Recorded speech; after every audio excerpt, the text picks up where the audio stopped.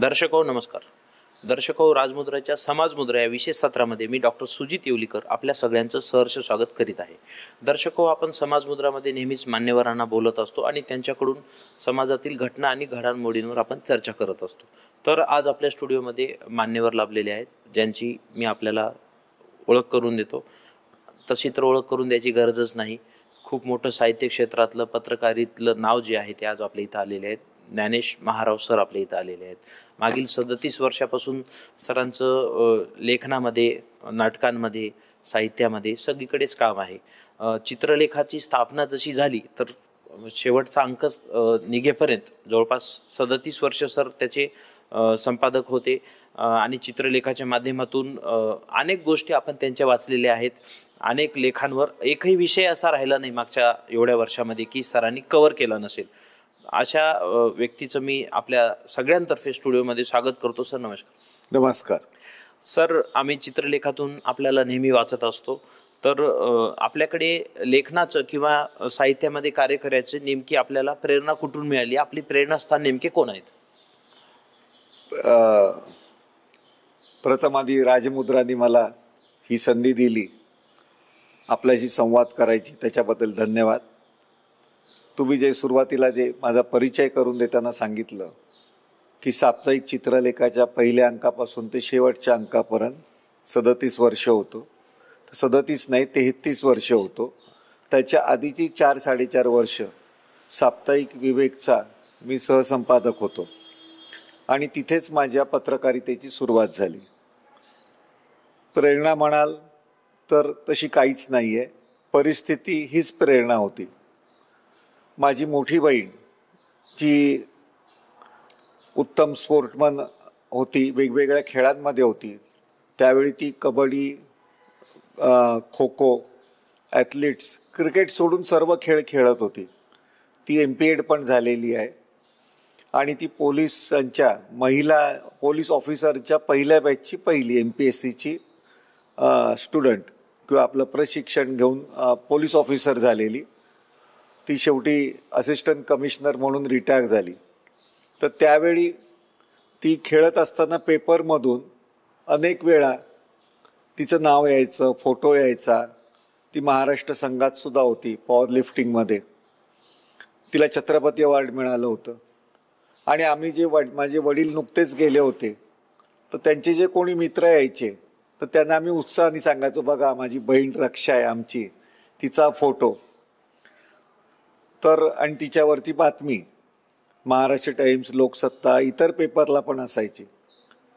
तर एक दिवस आमच्याकडे वडिलांचे मित्र आले, देवरुखकर नावाचे, आणि त्यांना त्याच दिवशी जी आलेली बातमी होती ती दाखवली. त्यांनी सहज बोलताना म्हणाले की तुम्ही 8 भावंड आहेत, 2 बहिणी आहेत, तर दोघांमध्ये एकीचं तर नाव आलेलं आहे. तुमचे भावंड 6 मुलं, भाऊ तुम्ही 6 आहेत. तुम्ही असं काहीतरी कर्तृत्व करा की तुमचं पेपरमध्ये इतरत्र नाव आलं पाहिजे.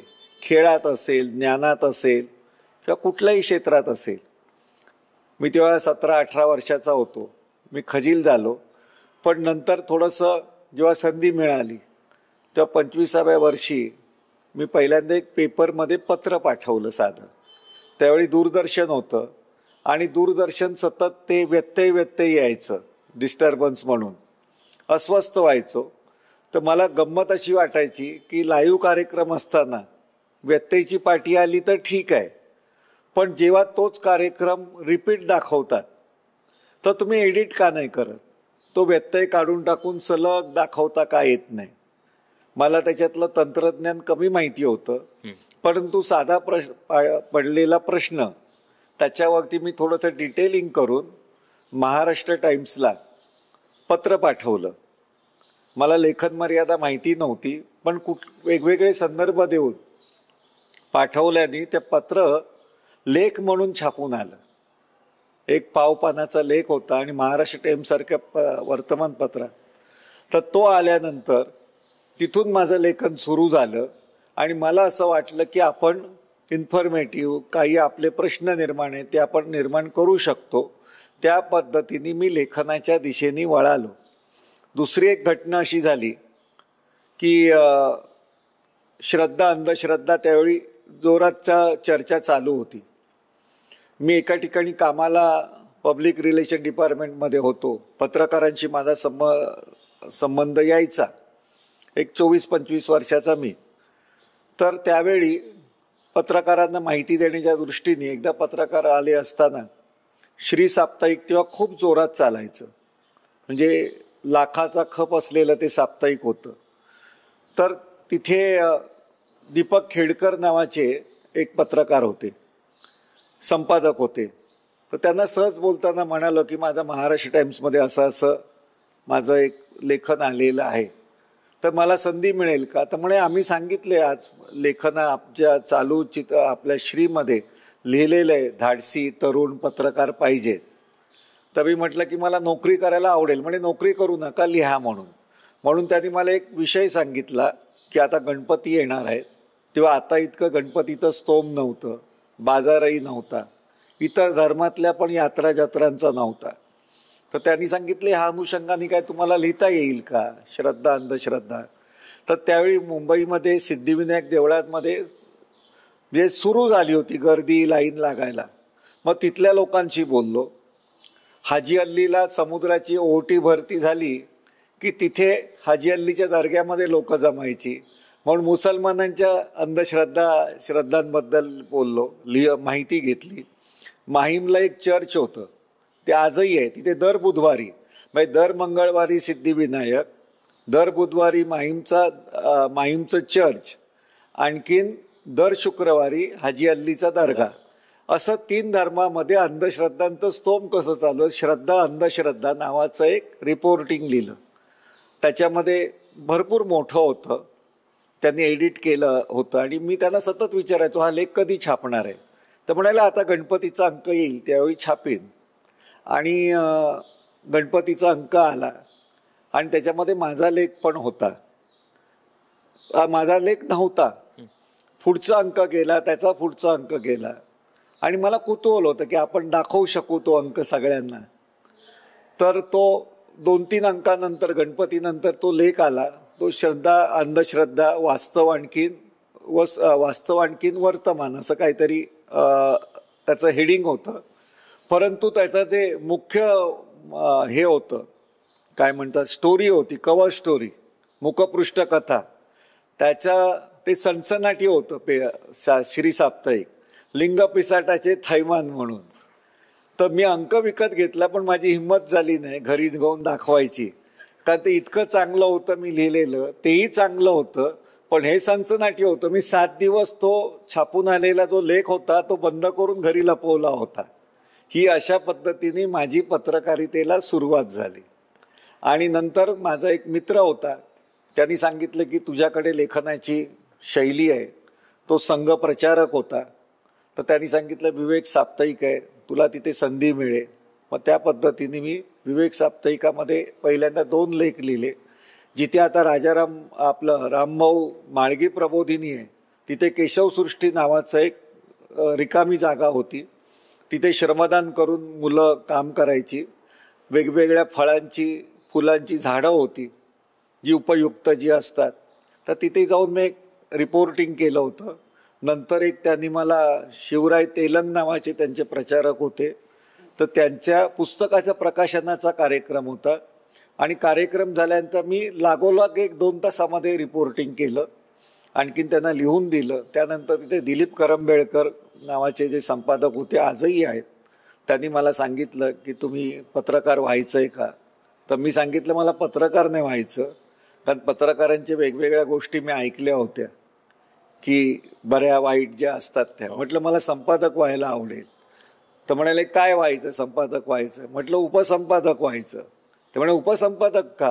तर उप म्हटल्यानंतर अक्षरं जास्त मोठी येतात ना, मोठा अधिकार असेल. इतकी माझी कुवत तोकडी होती.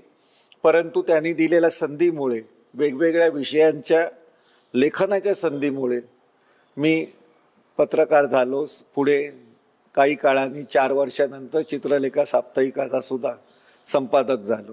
त्यामुळे परिस्थिती हीच माझ्यासाठी महत्त्वाची आहे. बरं सर, आता आपण उल्लेख केला की चित्रलेखाचे आपण संपादक झालात, तर ती सुरुवात झाली कशी आणि चित्रलेखाला काही अडचणी आल्यात का आणि त्याचा प्रवास 32-33 वर्षाचा नेमका कसा झाला आम्हाला शॉर्टमध्ये सांगा.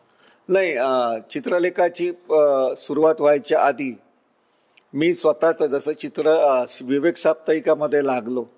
माझा स्वभाव जो आहे तो थोडासा बंडखोरीचाच आहे, की स्वतःची जी कुवत असेल ती पूर्ण वापरण्याकडे माझा आटापिटा असतो. 6 महिन्यानंतर विवेक साप्ताहिक लागल्यानंतर मी काम करायला लागलं. तिथे श्रीवा खरे नावाचे एक सहसंपादक होते. त्यांनी सांगितलं आपण आपला दिवाळी अंक का नाही काढायचा. त्यांनी मला थोडंसं म्हटलं तरी घोड्यावर बसवलं. ते मी आणखीन विवेक मेहत्रे जे कार्टुनिस्ट म्हणून प्रसिद्ध आहे, आम्ही तिघांनी मिळून अक्षरदूत नावाचा दिवाळी अंक काढला. आणि दिवाळी अंक काढल्यामुळे एखादं प्रकाशन करताना काय आटापिटा करावा लागतो, जाहिरात मिळवण्यासाठी किती खोटं बोलावं लागतं, हे मी शिकलो. आणि मग माझ्या लक्षात आलं की आपण ह्याच्यापेक्षा लेखनाकडेच आपण जास्त लक्ष दिलं पाहिजे. म्हणून मी अक्षरदूत नावाची सिंडिकेशन सर्व्हिस आम्ही काढली, की मुंबईतल्या चांगले लेखक घेऊन महाराष्ट्रामध्ये जी जिल्हा वर्तमानपत्र आहे त्यांच्या संडे सप्लिमेंटला आपण लेख पुरवायचे. मग त्यानुसार आम्ही त्यावेळचे चांगले लेखक जे होते, जे सर्वसाधारण नागपूर असेल, विदर्भ असेल किंवा आपल्या मराठवाडा असेल किंवा कोकण असेल, जवळ 13 पेपरनं आम्ही दर ह्याला 7-8 लेख पुरवायचो. विज्ञानावरती असेल, विज्ञानावरती डॉक्टर बाळफोंडके लिहायचे, भाऊ तोरसेकर होते जे आता राजकीय विश्लेषक म्हणून तुमच्या सोशल मीडियावरती दिसतात. तेव्हा ते वेगळ्या विचारांचे होते. असून दे, मी पण तेव्हा वेगळ्या विचारांचा होतो. विवेक साप्ताहिक म्हणजे RSS मुखपत्र ते मराठीतलं. तर पंढरीनाथ सावंत होते. तिथे वसंत सोपारकर नावाचे पण माझ्याबरोबर लिहिणारे होते. ते फिल्मवरती लिहायचे. नंतर ते मार्मिकचे संपादक झाले आणि ते श्रीचे पण आधी संपादक होते. उत्तम कॉपीरायटर होते. तर त्यांनी मला सांगितलं आपण चित्रलेखा नावाचं साप्ताहिक सुरू होतं, जे गुजरातीमध्ये 30-35 वर्षे आहे. ही 1989ची गोष्ट आहे. मी विवेक साप्ताहिकमध्ये आलो होते 1985ची. मी 4.5 वर्ष तिथे. आणि हे जे पत्रकारिता होती ही म्हणजे विवेकच्या तुलनेत खूप मोठी. म्हणजे आपल्याकडे लँग्वेज जर्नलिझम जी आहे ती अजूनही अजून मर्यादित प्रमाणात आहे. तिथे मराठी सोडून इतरत्र साप्ताहिक, पाक्षिक किंवा मासिक, इंडिया टुडे जे पाक्षिक होतं ते प्रचंड 3.5-4 लाख 5 खपाचं. आणि त्या लँग्वेजेसमध्ये डेली पेपरांचा खप कमी असतो आणि डिटेलिंग करून सांगणाऱ्या, ज्याला न्यूज विकली म्हणतात किंवा न्यूज पाक्षिक म्हणतात किंवा मंथली म्हणतात, त्यांचा खप हा जास्त असतो. मराठीमध्येच असं होतं की दैनिकांचे खप जास्त आणि साप्ताहिकांचे खप कमी. गुजरातीमध्ये तसं नव्हतं. गुजराती चित्रलेखा प्रचंड खपायचा 3.5-4 लाख. आणि पेपर त्यांचे संदेश, गुजरात समाचार हे कमी. तसंच तुम्ही बंगालमध्ये गेला तर आनंद बाजार पत्रिका ही प्रचंड खपतो ते साप्ताहिक. मनोरमा मल्याळम नावाचं केरळीमध्ये आहे, केरळमध्ये आहे. तामिळनाडूमध्ये पण तसं आहे, कारण तिथे डिटेलिंग जास्त केलं जातं आणि त्याच्या चोऱ्या करून आपल्याकडे बातम्या बनवायची असं तेव्हा होतं. इंडिया टुडेमध्ये किंवा फ्रंटलाईनमध्ये काहीतरी येणार, ऑब्झर्व्हरमध्ये येणार स्कॅम, घोटाळे, आणि मग ते आपल्याकडे त्याच्या बातम्या होणार. अशा काळामध्ये मला ती पत्रकारिता उलटी करावी लागली, की आम्ही जे लिखाण करायचो ते छापून आले, त्याच्यावरती कॉमेंटेटिव्ह निबंधासारखं लेखन, जे आजही तसंच आहे. पण तिथे न्यूज विकली असल्यामुळे प्रत्यक्ष स्पॉटवरती जाणं, त्या व्यक्तींच्या अथॉरिटीशी बोलणं, आणि जसं स्क्रीन प्ले आपण कसा लिहितो, संहिता कशी लिहितो, स्क्रिप्ट कसं लिहितो, त्या पद्धतीने ते पिक्टोरियल सगळं लिखाण केलं पाहिजे. ग्राफिक असेल तिथे ग्राफिक केलं पाहिजे, कार्टून्स लागेल तिथे कार्टून्स काढून घेतले पाहिजे, फोटो असेल तर फोटो दिले पाहिजेत, फोटो लाईनमध्ये डिटेलिंग पाहिजे, हेडिंग असेल तर त्याच्यामध्ये व्हेरिएशन्स पाहिजे. जे आतमध्ये हेडिंग असेल तेच तुम्ही अनुक्रमणिकेमध्ये हेडिंग नसलं पाहिजे, त्याच्यापेक्षा वेगळं, आणि त्याच्यापेक्षा वेगळं कव्हरवरती असलं पाहिजे. अशी ती पत्रकारिता होती. पण ते सोपारकरांना वाटलं की मी करू शकेन, कारण त्यांचा तिथे संपर्क होता. आणि मग मी चित्रलेखामध्ये आलो. 89ला आलो. माझ्याबरोबर भाऊ तोरसेकर होते, पंढरीनाथ सावंत होते. माझं 29 वय. त्यांची पत्रकारितेची 25 वर्ष झालेली होती. सोपारकर पण होते सल्लागार म्हणून. आणि लक्षात आमच्या आलं की आम्ही 1 लाखांनी चित्रलेखा सुरू केलं. परंतु आमच्याकडे ती चेंज व्हायची प्रवृत्ती नसल्यामुळे तशाच पद्धतीचं लेखन ठोकण्याची असल्यामुळे 6 महिन्यामध्ये आम्ही 1 लाखावरनं परत फक्त 3,000वरती आलो. मला वाटलं की यांची पत्रकारिता झालेली आहे, मला काहीतरी झटलं पाहिजे. पण परत तिथे परिस्थिती सहज आली. 90मध्ये 91मध्ये 2 वर्ष गेली त्याला. 91मध्ये आपल्या मोवाडला, म्हणजे अमरावती जिल्ह्यामध्ये, नागपूर अमरावती जिल्ह्याच्या काटोलच्या इथे मोवाड नावाचं गाव आहे. आणि ते एका रात्रीमध्ये वाहून गेलं. होत्याचं नव्हतं झालं. प्रचंड मोठा पूर आला होता. आमचे गुजरातीचे संपादक होते हरकिशन मेहता. महाराव म्हणाले की संधी आहे, तुम्हाला आता पत्रकारिता करता येईल. आणि मी स्पॉट जर्नलिझम केली.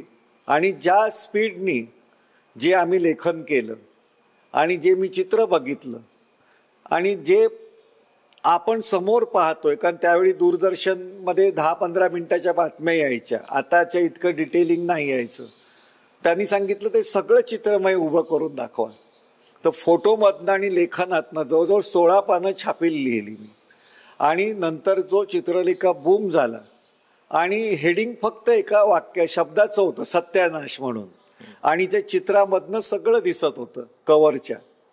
मला तिथे पहिल्यांदा ही काय म्हणतात त्याला, पत्रकारितेची जर्नलिझम, स्पॉट जर्नलिझमची नाडी सापडली.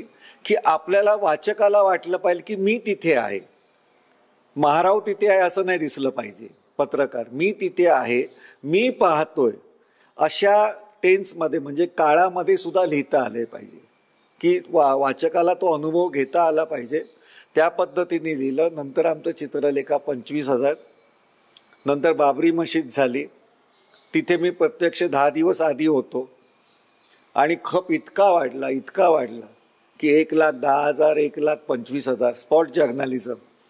तिथे मी तेव्हा आत्ताच्यासारखं पटकन पाठवलं आणखीन गेलं असं मजकूर नव्हता. तेव्हा 92ला फॅक्स मशीन्स नुकतीच आली होती. माझ्यासाठी पण इतकं नवीन होतं की पोस्टातून फॅक्स पाठवावा लागायचा. हाताने लिहायचं आणि पोस्टातून पाठवायचं. हाताने असं काय कॉम्प्युटर जाऊन आपण कुठे नेलं लॅपटॉपसारखं असं काही नव्हतं. टाईप हे पण काय मशीन सगळीकडे असायच्या असंही नव्हतं. फोटो पाठवायला 72 तास लागायचे. कुरिअरने पाठवायचे, फोटो काढायचे, 1 तासामध्ये पाठवायचे. तिथून लखनौवरनं मुंबईला. मी फोटो आधी पाठवलं होती. बाबरी मशीद पडली ती 6 डिसेंबरला 1992. पण तिथे मी मंगळवारी गेलो होतो आणि तिथे फोटो बघितले तर मला एक छान फोटो मिळाला. टक्कल केलेलं होतं, आणखीन शेंडी एक होती आणि एम्बोसिंग केलेलं राम होतं एका मुलाच्या डोक्यावरती लिहिलेलं. आणि मी तिथून मागून फोटोग्राफरला फोटो काढायला सांगितला. इतर काही फोटो होतं ते पाठवून दिले. आणखीन त्याला सांगितलं की तू हे फोटो पाठवून दे. इथे आमच्याकडे गुरुवारी मिळाले ते. आणि शुक्रवारी मी कलर पानांचे रिपोर्ट्स असतात ते पाठवून दिले. तोपर्यंत काही झालं नव्हतं, पण कलर पेज आधी पाठवावे लागायचे. त्याचं स्कॅनिंग व्हायला 48 तास लागायचे. आणि काही न झालेलं असताना मी हेडिंग पाठवलं, अयोध्येत असं घडलं. काही घडलेलं माहिती नव्हतं, घडणार काय माहिती नव्हतं, पण साधं सोपं हेडिंग, अयोध्येत असं घडलं. आणि तो स्पॉट रिपोर्ट थेट अयोध्येहून. आणि कलर पानं पाठवली. ती लाईव्ह अशा पद्धतीने लिहिलं होतं. पुढे काय होणार माहिती नाही. आणि रविवार होता त्या दिवशी. 1 दिवस आम्ही प्रिंटिंग एक्सटेंड केलं होतं, वाढवलं होतं. आणखीन ते झाल्यानंतर फक्त ब्लॅकची पानं शिल्लक ठेवली होती. पहिला घुमट पडला आणि मी पटकन फैजाबादला आलो. 6 किलोमीटरचा प्रवास करायला मला 4 तास लागले. कारण मध्ये खूप धुमाकूळ झालेला होता, खूप गोष्टी घडलेल्या होत्या. पुढचे काय होणार हे माहिती होतं. साधारणपणे पहिला घुमट पडला आणि मी विशेष म्हणजे मी शेवटचे 2 दिवस त्या बाबरी मशिदीच्या समोर मानस भवन होतं, रामचरित मानस भवन, तिथेच जाऊन राहिलो होतो. त्यामुळे माझ्याकडे खूप तपशील होता आणि मी 2 पानं लिहिली जे घडलं ते तेवढं तासाभरात, आणि खाली लिहिलं आणखीन खूप घडलं, घडू नये ते घडलं ते पुढील अंकात वाचा. मी त्याच्यानंतर 48 तासाचा प्रवास करून, जो 24 तासाचा होता, लखनौ ते मुंबई, त्या सुरतच्या इथे खूप दंगल झाल्यामुळे ते रतलामवरनं मध्य प्रदेशातनं गाडी आली, इथून गुजरातमधनं आली नाही. मी जेव्हा तो छापील अंक जेव्हा पाहिला तेव्हा त्यानं सांगितलं आता हे पटकन छापून टाका, काही होऊ शकतं. मग प्रिंटिंग केलं, अंक डिस्प्ले झाला. त्यांना वाढीव आमच्याकडे कॉप्या काढायला सांगितल्या. किती विचारलं, म्हटलं 1 लाख 2 लाख किती पण काढा. त्यावेळी अंक 3 रुपयाला चित्रलेखाचा मिळायचा. आणि मी मुंबईत जेव्हा आलो गुरुवारी जेव्हा आलो तेव्हा तो अंक मी ब्लॅकनी 10 रुपयाला घेतला. मला मिळेना तिथे स्टॉलवरती. आणि मुंबईत आलो तेव्हा प्रचंड दंगल सुरू होती, कर्फ्यू होता. पण त्याही अवस्थेत आम्ही गेलो आणि मग पुढचा अंक जो आहे तो जवळजवळ मी त्याच्यामध्ये 4 रिपोर्ट केले. घडलेली गोष्ट मी सांगितली, कशी घडली त्याच्यावरती रिपोर्ट, अयोध्या नगरी कशी आहे त्याच्याबद्दल, अयोध्या कंगाल नगरी कशी आहे, की दुकान मकान कसं तिथे एकाच ठिकाणी, मंदिर आणि आपलं घर एकाच ठिकाणी कसं आहे, घर मंदिर, आणि त्याची दुकानदारी कशी चालते ह्याच्यावरती 2 पानं, मंदिर की मशीद ह्याच्यावरती 2 पानं, असे करून 4 रिपोर्ट लिहिले. आणि तो अंक आम्ही जवळजवळ लाखापर्यंत नेला. आता ह्या सगळ्या यशस्वी ह्याला पत्रकारिताच जबाबदार असते. नंतर पटकन बॉम्बस्फोट झाले, स्पॉटवरती जाऊन बॉम्बस्फोट, म्हणजे आम्हाला तोपर्यंत वाटायचं मुंबईत 12 बॉम्बस्फोट झाले सलग, मला वाटतं 12 मार्चला, 12 मार्च 1993. आमचा अंक संपलेला होता जो मूळ करायचा तो, आणि लक्षात आलं की बॉम्बस्फोट झाले. अंकाचं प्रिंटिंग थांबवलं आम्ही आणि स्वतंत्र 8 पानं केली. सैतानी शुक्रवार नावाचं त्याचं कव्हर स्टोरीचं हेडिंग होतं. आणि स्पॉटवरती जाऊन जिथे जिथे घटना घडल्या तिथे बॉम्बस्फोट, तेव्हा असं वाटायचं आम्हाला की बॉम्ब असे आपण पिक्चरमध्ये बघतो ना, तोंडातनं ओढतात, फेकून देतात. पण हे RDX काय, अमुक काय, काही माहिती नव्हतं. तो अंक आम्ही स्पॉट जर्नलिझमसारखा केला जिथे जिथे घडला. आणि पण पुढचा अंक जो आहे तो तपशिलात का केला, आणि त्याच्यावरती मी कव्हर स्टोरी केली होती की बॉम्ब कसा बनवायचा, बनतो असं काहीतरी होती. आणि त्याच्यामध्ये TTN पासून RDX पर्यंत त्याचे फुल फॉर्म, ती स्फोटकं कशी बनतात, जिलेटिन म्हणजे काय, त्या बॉम्बस्फोटाचं तंत्र काय, हे मी बॉम्ब स्क्वॉड होते त्यांच्याबरोबर जाऊन मी काम केलं. ते डिफ्यूज करायचे. मग तिथून डॉग्स, त्यांचं जे सिपनर असतात, जे वास होंगणारे कुत्रे, तर त्यांच्यावरती रिपोर्ट केला की तेच कुत्रे का वापरतात. IPCL गुन्हा असेल जो चोऱ्या मिळायचा, तिथे डॉबरमन वापरतात का, डॉबरमन चोराचा पाठलाग करतो आणि तो घाबरून चावा घेऊन त्याला जखमी करून पकडतो. नार्कोटिक्ससाठी म्हणजे तुमच्या अंमली पदार्थांसाठी अल्सेशियन वापरतात.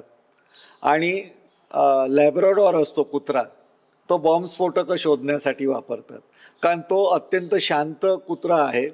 कारण बॉम्ब जर असेल तर आवाजाने पण फुटू शकतो. तो फक्त हुंगतो, ते आणखीन तिथे उभा राहतो, आणखीन खुणा करतो फक्त. तर अशा वेगवेगळ्या स्टोऱ्या बनवल्या की जी बसवून रचित स्टोरी नाही तर घडलेली आहे त्याच्यावरती आपण झडप घालायची आणि कमीत वेळामध्ये जास्तीत जास्त छान माहिती द्यायची. नंतर आपल्या इकडे भूकंप झाला आपल्या लातूरचा, तो त्याच वर्षी का त्याच्या आधीच्या वर्षी थोडासा झाला, मला वाटतं 91ला सुधाकरराव नाईक असताना तो झाला भूकंप. 93ला असेल काय, माझ्या 93च्या दरम्यान असेल. पण तिथेही जाऊन विमानाने गेलो आम्ही. पण विमानाने जाण्यामध्ये गंमत नसते, तुम्ही जाऊन रातोरात काम करतात की नाही महत्त्वाचं. तर सगळ्या पत्रकारांनी किल्लारीला हे केलं. म्हटलं किल्लारीची माहिती मिळणारच आहे. त्याच्यात जवळ सास्तूर नावाचं गाव होतं, त्याच्यामध्ये अजून वाईट परिस्थिती होती. आणि ती परिस्थितीमध्ये मी बघितलं की जशी आपण भाजी मांडून कसं बनतो, तिथे शांती हायस्कूल आहे, त्या शांती हायस्कूलच्या पटांगणामध्ये समोर 10-20 प्रेतं आणि त्या घरातला एक जिवंत माणूस, असे जवळजवळ 500-700 प्रेतं मी बघितली, मृतदेह बघितले आणि जिवंत माणसं फक्त 60-70. आणि त्यांच्यावरती जी स्टोरी केली, जी कव्हर स्टोरी केली, आणि नंतर मग खैरनार, मग ती भांडणं, भ्रष्टाचार, अमुक तमुक, बाळासाहेब ठाकरेंचे इंटरव्ह्यू. आता ह्याच्यातलं आपण कुठलीच गोष्ट घडवलेली नाही. तपशिलात सांगण्यासारखं खूप आहे की जर्नलिझम म्हणून शिकण्यासारखं आहे. आणखीन जर्नलिझम म्हणजे फक्त प्रश्न विचारायचे, प्रश्न सांगायचे, ह्याच्यापेक्षा आपण अधिक चांगलं चित्र निर्माण करायचं आणि लोकांना त्याचं स्वतःला व्यक्त व्हायला द्यायचं. म्हणजे इवन मी जे पहिलं जे सांगितलं मोवाडचं, तर 1 वर्षांनी मोवाड गाव कसं तयार झालं ना, हे पण मी जाऊन परत स्टोरी केली. पाठलाग त्याला म्हणतो ना, फॉलोअप घेणे. तर त्यावेळी तो चित्रलेखा तिकडच्या लोकांनी जाळला. तर ते टिनाच्या पत्र्यामध्ये राहायचे. मी जेव्हा पहिल्यांदा गेलो त्याच्यातली लोकांना खूप दुःख वाटलं होतं. बायको मेली, अमुक मेली, तमुक मेली, आई मेली. पण नंतर जो मदत आणि पैसा मिळाला त्याच्यातून सगळं दुःख विसरले आणि लोक चैनीमध्ये अडकले. आणि मिळालेला पैसा होता त्याच्यातून काहींनी लग्न केली. अत्यंत घाणेरड्या परिस्थितीत ते राहत होते, चिखलाच्या आणि टिनाच्या ह्याच्यात, कारण तोपर्यंत घरं तयार झाली नव्हती. तर पत्रकार म्हणून मी काय केलं, तर त्या वस्तीमध्ये किती जणांनी मुलांना जन्माला घातलं आणि मी माहिती शोधली तर 197 जणांना नवीन मुलं तिथे जन्माला आली. तर चिखलातलं जिणं, इतकं मोठं दुःख, इतकं गमावल्याचं दुःखसुद्धा सुखासाठी लोक लग्नात अडकतात. स्थिर स्थावर व्हायच्या आधी सुद्धा मुलांना त्या चिखलामध्ये जन्म घालतात. आणि त्याच्यामध्ये शेवटचं वाक्य होतं की मातीमोल जीवनामधल्या मुठीत आल्या मातीमोल जीवनावरची माती झटकली की हातात मोल उरतं. ते ह्या दुःखितांना जास्त कळलेलं आहे. त्याच्यानंतर त्यांना कळलं त्याचा अर्थ काय तो. पण पत्रकारांनी ह्या पद्धतीने त्या विषयाकडे बघायचं असतं. परिस्थितीच हे पत्रकार घडवत असते, बाकी दुसरं तिथे गुरु किंवा काही कोण नसतं. समोर जे तुम्हाला दिसतं ते तुम्हाला चांगल्या पद्धतीने लोकांपर्यंत नेता आलं पाहिजे, कारण लोक तिथे नसतात ना. नुसते मी प्रश्न विचारले त्यांनी उत्तरं दिली असं नाही. तर आम्ही जेव्हा मुख्यमंत्र्याच्या बंगल्यात जातो तेव्हा काय काय गोष्टी तुम्हाला दिसतात. बाळासाहेबांबरोबर तुम्ही मुलाखत घेताय तेव्हा त्यांच्या बाजूला असलेली तलवार, मीनाताईंचा असलेला फोटो, ह्या काय सांगत असतात, किंवा अजून काही घटना असतील, त्यांच्या समोर बसलेली माणसं, ती तुम्हाला सगळी टिपता आली पाहिजे. प्रश्नोत्तरी करायला काय आपल्या ऑफिसमधल्या शिपायाकडे प्रश्न पाठवले आणि त्यांच्याकडनं उत्तरं टेप रेकॉर्डवरनं घेतली तरी चालतील, की जसं आता फोनवरती घेतात. त्यामुळे तो जिवंतपणा नाही.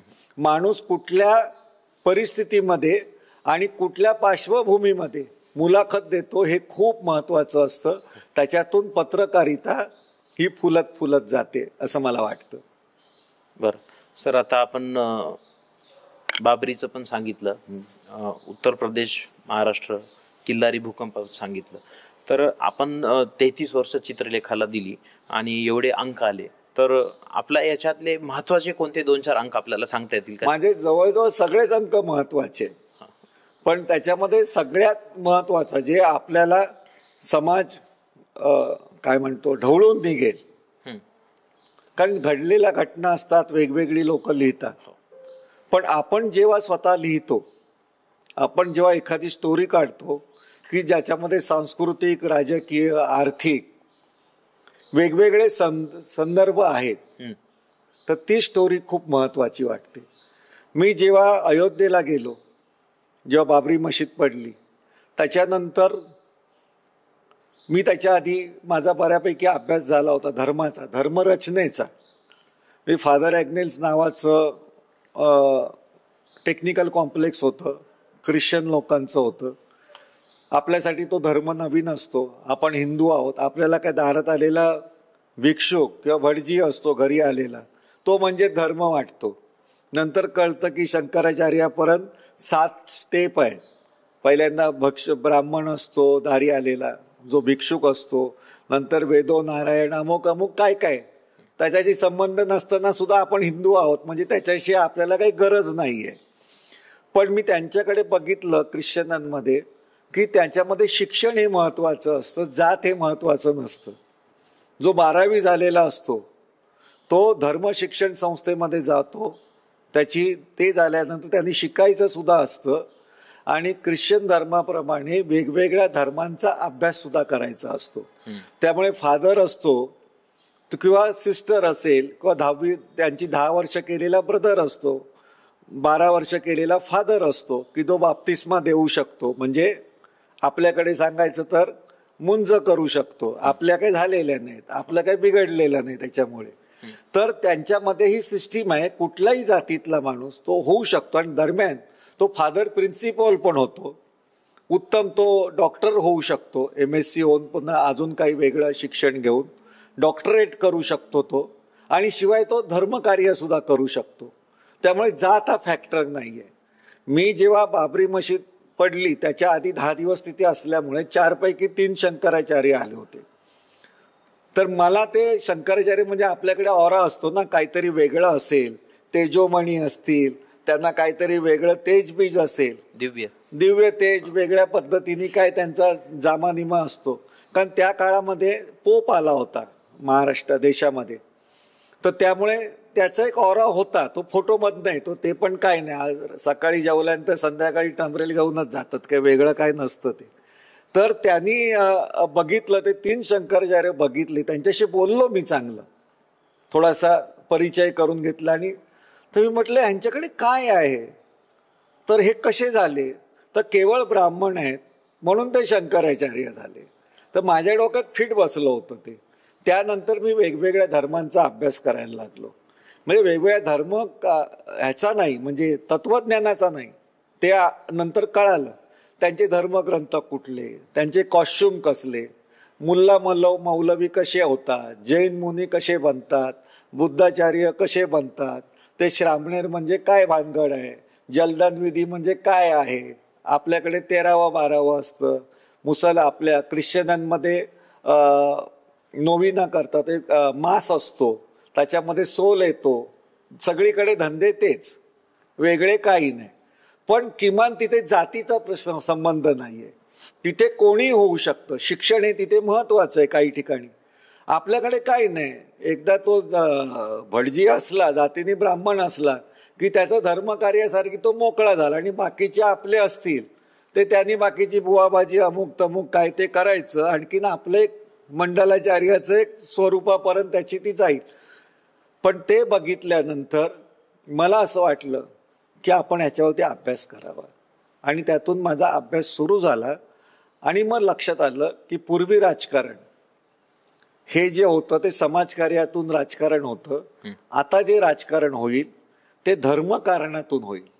म्हणून मी 6 महिन्यांनी तिथे आपल्या नरसिंहराव ते प्रधानमंत्री होते आणि त्यांना हे देवधर्माचं खूप पडलेलं होतं. तर चंद्रास्वामी हा त्यावेळी फेमस होता, तो काहीतरी ब्लॅक मॅजिकमध्ये तो मास्टर होता. तर त्यांनी शांती यज्ञ का सोमयज्ञ तिथे करायचं ठरवलं होतं, आणि खूप त्याची माहिती प्रसार त्याची लोकांपर्यंत गेलेलं होते. त्यावेळी मे महिना होता, प्रचंड 56 पर्यंत ऊन होतं. पण मी गेलो, त्याचा सगळा भंपकपणा बघितला, जवळून बघितला, तिथे अनेक साधू संत बघितले, आणि मग लक्षात आलं की आपल्याला हे लोकांना सांगितलं पाहिजे. म्हणजे एक वेळ एका बाजूला राजकारण भ्रष्टाचार घोटाळे दाखवून जात असताना दुसऱ्या बाजूला धर्माच्या नावाने गुंगीची औषधं देऊन धर्मकारण चालू होतं. त्या सगळ्याचा परिपाक आता मिळतो. पण माझी गेल्या 30 वर्षाची, विशेषतः बाबरी मशीद पडल्यापासून 23 सालापर्यंत 30 वर्षात मी जे लिहिलेलं आहे त्याच्यामधून ही बुवाबाजी कशी सुरू होते, धर्माचा गैरवापर कसा होतो, सगळ्या बाजूनी सगळे धर्म त्याच्यामध्ये आहेत. असा हिंदू धर्मातलीच बुवाबाजी अशातला भाग नाही, आणि सगळ्या बाजूनी आपलं संविधान कसं कुरतडलं जातं, संपवलं जातं, हे दाखवण्याचा प्रयत्न केला. मी खात्रीने सांगतो मराठीमध्ये कोणीच तसं केलं नाही. कारण बहुतेक संपादक आहेत ते सगळे शेंडी गोपाळच असतात ना, त्यांना काय पडलेली आहे, भटजी आणि शेठजीची युती करायची, स्कॅम बीमच्या नावाने आपण मोठ्या गोष्टी सांगायच्या, राशीचक्र भविष्य द्यायचं, आध्यात्मिक लेख द्यायचे, वाक्यरचना करायची. जिथे विज्ञान संपतं तिथे अध्यात्म सुरू होतं. अध्यात्म सुरू होतं मग सांगायला विज्ञानाचा माईक कशाला लागतो? तो आपोआप अध्यात्म हे झालं पाहिजे ना. इथून मंत्र फेकला आणि तिकडे गेला. कोरोना झाली ती लस कशाला ऑक्सफर्डची आणावी लागते? कोणीतरी बुवाला उभं करायचं सिद्ध आपल्या ह्याला काय त्या हिमालयावरती तंगडीवरती करून आणि त्याला सांगायचं आता काढ लस म्हणून. तसं काही झालं नाही ना. त्यामुळे बुवाबाईंना करोनासारख्या ह्याच्यामध्ये रामदेव बाबा आहे, त्यांनी कोरोनिल नावाचं औषध काढलं होतं. 4,000 कोटीचा धंदा केला त्यावेळी, म्हणजे ओपनिंगला लॉन्चिंगला. प्रधानमंत्री होते मोदी, गडकरी होते, बाकी अजून आरोग्याचा मंत्री होता. ह्या लोकांनी केलं. आतापर्यंत त्याचा 40 लाख करोड रुपयाचा धंदा झाला आणि सर्वोच्च न्यायालय सांगतं ते औषधच नाही. ह्याला म्हणतात धर्मकारण. धर्मकारण म्हणजे तुम्ही तत्त्वज्ञानाचा काहीच संबंध नाही ना ह्याचा, पण फसवणूक आहे. ही फसवणूक सांगण्याचा प्रयत्न केला आणि सातत्याने केला. त्यामुळे विशिष्ट एक अंक असं मी म्हणत नाही, तर अनेक अंकामध्ये केला. आणि सेम टाईम त्याच वेळी बहुजनांचे जेवढे महापुरुष आहेत की ज्यांनी ह्या थोतांडाकडे कसं पाहायचं, कसं ते नेस्तनाबूत करायचं, त्याच लोकांना बदनामी करण्याचं षडयंत्र सुरू झालं. मग छत्रपती शिवाजी महाराज असतील, महात्मा फुले असतील, बाबासाहेब आंबेडकर असतील, तुकोबांच्या ह्याच्यावरती सुद्धा ते एका 10वीला का 12वीला प्रश्न होता ओक नावाच्या बाईंनी दिलेला, की तिथे तुकाराम बुवांच्या अनुषंगाने गैरसमज निर्माण होतील असा प्रश्न होता. म्हणजे कुठपर्यंत माणसं घुसली, कुठलं कशा पद्धतीने घुसली. एक योगेश उपासनी नावाचा बीडमध्येच कार्यक्रम त्याचा झाला होता. शिवाजी महाराजांवरती वाटेल ते बोलायचं. संभाजी महाराजांनी असं वागलं की त्यांना मी चापटी मारली असती असेल तर तेव्हा. म्हणजे काय आपण बोलतोय, जसं कोश्यारी असेल, अजून कोणी असेल. पण ह्याच्यावरती मी जास्त महत्त्व दिलं आणि लोकांना ते सावध करत सांगितलं. विज्ञानाधिष्ठित जेवढ्या गोष्टी आहेत त्या लोकांपर्यंत पोचवण्याचा प्रयत्न केला. त्यामुळे विशिष्ट अंक असं मला वाटत नाही. तो अमुक एक अंक, प्रत्येक अंकच तितका चांगला होता. आणि नंतरच्या काळामध्ये आपण जसे प्रगल्भ होतो, आपल्याला काही माहिती मिळते, त्याच्यातून आपण जास्त सांगण्याचा प्रयत्न केला. पण तरीसुद्धा वाटतं की उत्तम अंक असेल तर धोका पत्करून मी जो केलेला विषय होता डॉग स्क्वॉडचा किंवा बॉम्ब स्क्वॉडचा, कारण तोपर्यंत सगळ्या त्या पोलिसांनी चिलखतं घातलेली होती. रोबोट होता तो, मग जाऊन तो तपासणी करायचा. तो नंतर लक्षात यायचं की डिफ्यूज म्हणजे ते खोटंच आहे, ती खोटी पिशवी किंवा खोटी बॅग आहे. आणि असं वाटलं की ती कोणाची तरी राहून गेलेली आहे, कोणीतरी मुद्दामून ठेवलेली आहे की दहशत निर्माण व्हावी. पण तोपर्यंतचा भाग जो आहे की नाही, आणि आजूबाजूला अशी 10-15 हजार 20,000 लोक, की तो आता स्फोट कसा होईल, तर त्यांच्यातला एक होऊन जे आपण जर्नलिझम करतो आणि त्या ज्या वेब्स आहेत त्या आपल्यामध्ये गुंतवून लोकांपर्यंत सादर करतो, मला वाटतं तो सगळ्यात अंक चांगला आहे की धोकादायक प्राण्यांवरती केलेला. ते कुत्रे कसे आपला जीव धोक्यात टाकतात, आणखीन माणसाचा जीव वाचवण्यासाठी सिफनर कसे होतात, तो जो मी डॉग स्क्वॉड नावाचा जो विषय लिहिला किंवा जो रिपोर्टिंग केलं ते महत्त्वाचं आहे असं मला वाटतं. चित्रलेखाचं एक वैशिष्ट्य असं वाटतं की आपण जी टॅगलाईन देता किंवा छोट्या शब्दामध्ये मांडणी करता ते नेमकं कसं सुचतं? साधारणपणे माहिती आहे, एका कलेला दुसऱ्या कलेची जोड दिली ना की कला दुप्पट होते. म्हणजे तुम्ही शब्द जे आहेत ते तुम्ही गद्यात सांगण्याच्या आधी गाण्यात सांगितले, गाण्याची कला आली 11 पट होतं. अजून त्याला वेगवेगळ्या गोष्टी दिल्या तर 111 पट होतं. तर तसं मी काय केलं की शीर्षकं जी द्यायची असतील, म्हणजे संघ दक्ष हिंदूंचे आहे का लक्ष, संघ काय काम करतो हे सांगण्यासाठी हिंदूंचं लक्ष आहे का ह्याच्यामध्ये ट्विस्ट केलेलं आहे मी. किंवा ते मध्ये भिडेंनी सांगितलं होतं एका पत्रकार बाईला की तू कुंकू लावलंच का नाही म्हणून, तर मी त्या संपादकीयचं माझं हेडिंग होतं कुंकू शौकीनांचे उपद्व्याप म्हणून. आता ह्याला काय पडलेली आहे की तुम्ही धोत्रात काय चड्डी घातलीत का आम्ही विचारतो का, तुला दुसऱ्याच्या कुंकवाची उठाठेव करायची गरज काय. तर आपल्याला जे अपेक्षित आहे त्याच्यामध्ये ते आपल्याला थेटपणे सांगता आलं पाहिजे. मंदिर मंदिरासाठी आपण मेंदूचे दगड कसे करून घेतले हे आपल्याला सांगता आलं पाहिजे. ते एका शीर्षकाला ती जी शीर्षकाची जी पद्धत आहे ती जशी जाहिरात असते, जाहिरात एक आपलं प्रॉडक्ट असते ती विकते, ती जाहिरातीची एक आर्ट असते, त्याला एक रिदम असतो ह्याला, त्याला फुल स्टॉप नसतो, स्वल्पविराम नसतो. पण त्या एका लाईनमधनं तुम्हाला ते प्रॉडक्टची ओळख होते. कुर्रम कुर्रम म्हटलं की पटकन ते पापड किंवा काय लिज्जत पापडची जाहिरात कुर्रम कुर्रम, तर ते खाताना कुर्रम कुर्रम होतात हे आपल्याला खेचून घेतं लक्ष. आता आपल्याला तशा पद्धतीने पत्रकारिता करता येणार नाही, पण ते करायचे ऐवजी आपलं लेखन जे आहे ते थोडंसं विचार प्रबोधनाचं असेल तर ते सॉफ्ट करण्यासाठी, लोकांचं लक्ष आकर्षित करण्यासाठी तशी हेडिंग्स असली पाहिजे. आणि मला असं वाटतं की ते मी प्रभावीपणे दिलं, काही वेळेला हॅमर करणारं दिलं. म्हणजे आपलं ज्यावेळी कोरोना सुरू झाला आणि तबलिगी लोक जी आपल्या दिल्लीची जी होती तर त्यांनी काही बाहेर गेले आणि त्याच्यामुळे रोग प्रसार त्यांचा झाला कोरोनाचा असं सांगितलं गेलं. ते साफ चुकीचं होतं. बाहेरून आलेली विमानं, त्याच्यातून आलेले 2 लाख नागरिक, त्यांना क्वारंटाईन केलं असतं तर ह्या देशामध्ये कधीच कोरोना झाला नसता. तर त्यांची सेवा केली असती तर करोडो रुपयाचा पैसा वाचला असता, नोकऱ्या वाचल्या असत्या, धंदे वाचले असते, लोकांचे हाल वाईट झाले नसते कोरोना लॉकडाऊनच्या वेळी. ही वस्तुस्थिती होती. पण मी त्याचं हेडिंग दिलं की धर्मप्रसारक की रोगप्रसारक. छोट्या ह्याच्यामध्ये मी सांगितलं.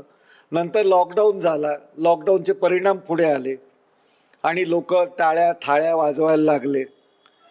वाजवायला मुख्य आपल्या प्रधानमंत्र्यांनी सांगितलं की 21 दिवसाचं महाभारत युद्ध आहे, ते 21 दिवसात संपलं, हे 21 दिवसात संपेल, बजाव थाली ताळी. लोकांना झालं सगळं, आयुष्याची थाळी आणखीन ताळी दोन्ही गेली, आनंद पण गेला आणखीन पोट जेवण पण गेलं. तर त्यावेळी मी असं लिहिलं होतं हेडिंग की लॉकडाऊन योग्य वेळी संपेल पण बुद्धीची महामारी कधी थांबेल. ह्या 2 वाक्यातून आपल्याला पटकन सगळं सांगता आलं पाहिजे. तर मला असं वाटतं की आपलं लेखन आहे ते लोकांपर्यंत पोहोचवण्यासाठी आपण तो शीर्षक, म्हणजे शेवटी आपला ध्येय असतो, पण शेवटी आपलं जे शीर्ष म्हणजे डोकं आहे ते काय आहे ते मुखावाटे बाहेर येतं. ते स्लोगन तशी झाली पाहिजे असं मला वाटतं. सर, आपण 3 ते 4 दशकांपासून या क्षेत्रामध्ये कार्यरत आहात. सुरुवात आपण खूप चांगली केली आणि त्या काळात ज्या समस्या आणि जे काही प्रश्न होते पत्रकारितेमध्ये, आजच्या आणि त्या काळातल्या समस्याला आपण कसं बघता? नवीन पत्रकारांना आपण काय सांगू शकतो? आज सगळ्या सुविधा आहे. तेव्हा आम्हाला लिहायला लागायचं, आज कॉम्प्युटर आहे, लिहावं लागत नाही, बोललं तरी आपोआप टाईप होतं स्वतंत्रपणे. काय त्यामुळे लिहिण्याची कला नाही आहे. छापलेलं असतं ते वाचलं जातं. लिखाण करताना मी लिहिण्याचाच विचार नाही केला पाहिजे, तर लिहिताना ते वाचनीय होईल कसं ह्याचा विचार करावा. बोललेलं वाचायचं कसं, ही टेक्नॉलॉजी जरी असली तरी वाक्याचं कन्स्ट्रक्शन असतं ते वेगळं होतं. माझं बोलणं असेल ते श्रवणीय पाहिजे, म्हणजे मी बोलतोय ते तुम्हाला ऐकावं असं वाटलं पाहिजे. ह्याचा अर्थ मी छान छान वाक्य करायची गरज नाही. आरक्त सूर्य पसरलेला आहे, सोनेरी किरण म्हणजे सोनच पसरलेलं आहे, असली काही वाक्याची गरज नाही. जे मी बोलेल ते इन्फॉर्मेटिव्ह असलं पाहिजे, चांगली शब्दरचना असली पाहिजे, तर ते तुम्हाला श्रवणीय वाटेल. मी बोलताना असा विचार केला पाहिजे की तुम्ही ऐकताय, त्यामुळे माझ्याकडे पहिल्यांदा बोलण्याच्या आधी ऐकण्याची कला सुद्धा असली पाहिजे. तसं लिहिण्याच्या आधी मला वाचण्याची कला असली पाहिजे आणि वाचण्यासाठी, वाचनीय होण्यासाठी त्यांनी काय काय एलिमेंट्स त्याच्यामध्ये टाकलेले आहेत लिखाणातल्या, हे लक्षात घेऊन मी लिहिलं पाहिजे. तर ती प्रोसेसच होत नाही. आणि मग काय कट पेस्ट, स्पॉटवरती जाणं नाही, माहिती नाही, तपशील माहिती नसतो. आणि मग एक बातमी लिहायची, त्याच्यामध्ये इंट्रो असतो, त्याची 10 ओळी असतात आणि पुढे 12 ओळीची बातमी असते. त्या 8 ओळीतल्या फक्त 4 ओळी वाढवलेल्या असतात. इंट्रो लिहायची गरजच काय, पहिल्या शब्दापासून सुद्धा लिहिता येतं. ह्या सगळ्या गोष्टी होतात, सगळ्या गोष्टी करता येतात. मला असं वाटतं की त्यासाठी तो व्यवसायाची गरज काय, त्या मग छपाई असेल, प्रिंट असेल किंवा आता डिजिटल असेल, तर डिजिटलमधनं मी काय सांगायचं आहे ते उपयुक्त आहे का लोकांना. मला असं वाटतं की मी पत्रकारांना समजेल असं सुद्धा सांगितलं पाहिजे, पण त्याचवेळी वाचकांनी ते कसं घ्यायचं हेही मला सांगितलं पाहिजे. आता डिजिटल आहे तर माझं बोलणं हे श्रवणीय पाहिजे, तसं माझं मॅनरिझम्स असेल, देहबोली आहेत किंवा आपला जो संवाद आहे तो प्रेक्षणीय पण झाला पाहिजे ना. तर तो जर नसेल तर आपण काय साधू शकतो. त्यामुळे ह्या आर्ट आहेत सगळ्या, आणि आपल्याला करायचं ते जर्नलिझम करायचं. तर जर्नलिझम म्हणायचं तर तो इझम आहे. मला जे वाटेल ते तुम्हाला तसंच वाटेल असं नाही आहे. त्यामुळे तुमचं म्हणणं पण मी स्वीकारलं पाहिजे, माझं म्हणणं पण तुम्ही ऐकलं पाहिजे. त्यामुळे जर्नलिझम आहे, जर्नोमेट्री नाही आहे, जर्नॉलॉजी नाही आहे, ह्याला लॉजिक काही नाही आहे. हा इझमचा विषय आहे. मी माझ्या बुद्धीनुसार बोललं पाहिजे हे मुळात आहे. ते मला असं वाटतं ते खूप कमी आहे. मुळात ऐकीव आणखीन जे डिजिटलमधनं येतं तर त्या कॅमेऱ्यामध्ये दिसेल तितकंच असेल, पण कॅमेऱ्याच्या बाहेर खूप दुनिया आहे ना, ती असली पाहिजे. ती कशी रंगवता येईल त्याचं उदाहरण मी सांगतो थोडक्यात. मुंबईमध्ये 5 नोव्हेंबरला रंगभूमी दिन असतो. तर छोटे छोटे कलाकार असतात, कलाकारांचे जे तुकड्या तुकड्यातले नाटकातले प्रवेश सादर करतात. तर अखिल भारतीय नाट्य परिषदेतर्फे काहीतरी एक कार्यक्रम होता दीनानाथ मंगेशकरला पार्ल्याला, तो गेलो होतो मी बघायला. तर तिथे प्रिये पहा गाणं आहे ना सौभद्र नाटकातलं, प्रिये पहा रात्रीचा समय सरू नये तौशक काल हा, ते छान आहे. भैरवी भूपातनं भूप सुरू होतो, भैरवीत जातं गाणं. आता जे नुकतेच वारले अरविंद पिळगावकर ते त्याच्यात कृष्ण झाले होते, आणि नैना आपटे म्हणजे शांता आपटेंच्या मुलगी जी अनेक सिरियल्समध्ये पण आहेत, त्या पण आता 72-75 वर्षाच्या असतील. ही गोष्ट असेल साधारणपणे 20 वर्षापूर्वीची. मी कॅमेऱ्याच्या पलीकडे काय सांगता येतं ते मी सांगतोय तुम्हाला आता. तर त्यांनी काय केलं होतं, ते मूळ प्रियपा म्हणजे सौभद्र नाटक आहे 1882 सालातलं. ते स्टेजवरतीच म्हणायचं असतं, स्टेजवरतीच बोलायचं असतं. त्यावेळी काय होतं, नवीन झोपाळे आले होते, तुम्हाला माहिती असतील की नायलॉनचे राशा लावायच्या आणि त्याला गाठी मारून लहान मुलांचे झोपाळे ते कुठेही अडकवायचं, जे असे आता हुकला असलेले किंवा साखळींना नसलेले नायलॉनचे, त्याला खाली गाठी आणि ते बांधायचे. नाटकाचं थिएटर असतं की नाही ते 40-50 फूट उंच असतं त्याची उंची. तिथे काय होतं, त्यांनी एक नवीन प्रयोग केला होता. त्या झोपाळ्यावरती बसून प्रियपा गाणं म्हणायचं. तर ते झोपाळा लावला होता आदांतरी आणि वरती बांधला होता नायलॉनच्या रशीने. ती पहिल्यांदा टुनकन जाऊन त्या झोपाळ्यावरती नैना आपटे बसली. मग कृष्ण संवाद करत आला, प्रिये आज बघा उषक काल झाला, आणि गाणं सुरू करतो, प्रिये पहा. गाणं सुरू केलं आणि तो झोपाळ्यावरती बसला. एका कडव्यानंतर धाडकन झोपाळा तुटला आणि तांगड्यावरती झाल्या. मी त्याच्या आधी माझ्याबरोबर फोटोग्राफर होता राजू काकडे, त्याला म्हटलं झोपाळ्याचा ना फोटो काढ, आपल्याला हे नवीन प्रकरण दिसतंय, तर झोपाळ्याचा फोटो काढ. तर त्यांनी तो फोटो काढायला आणि त्याच्या तांगड्यावरती व्हायला एक वेळ झाली.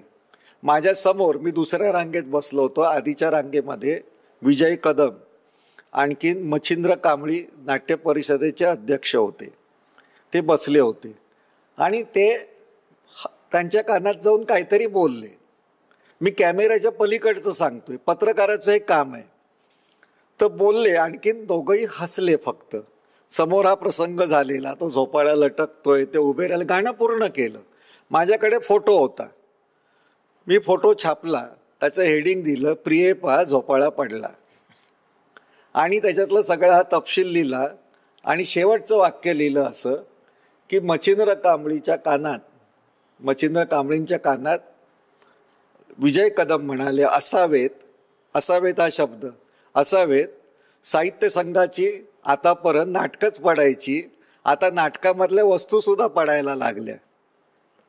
मला वाटतं की ते, आणि तिथे संपवलं मी की नको ते प्रयोग करायला जातात, आणखीन सगळं पडून जातं. ह्याच्यानंतर मच्छिंद्र कांबळींचा मला फोन आला, असं काय आम्ही बोललो नव्हतो. मी म्हटलं कुठे मी म्हणालो तुम्ही बोललात म्हणून. तुम्ही म्हणाले असावेत असं मला वाटतं ना, कानात बोललेले आहात तुम्ही, माझ्या मनात येईल ते मी सांगणार ना त्यावेळी.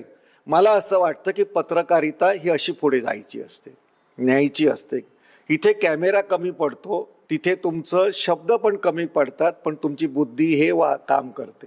त्यासाठी तुम्हाला मागचे पुढचे संदर्भ माहिती असावे लागतात.